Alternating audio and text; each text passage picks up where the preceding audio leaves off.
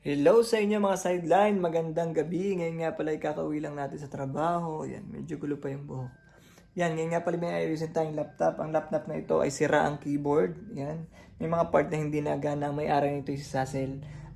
Kaklase natin noong elementary. Yan, ayusin natin to para mabigay na bukas at magamit na ng kanyang anak. Simulan ko na to.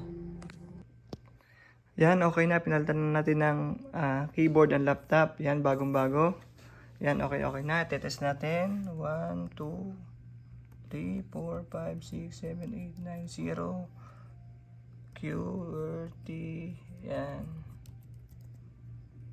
Yan, number 0, 1, 2, 3, 4, 5, 6, 7, 8. Yan, okay na ang ating keyboard. Yan, kung interested ka magpagawa ng laptop, computer, printer, iPhone, iPad, message mo lang ako. Pwede para may schedule natin ang paggawa. Bye-bye!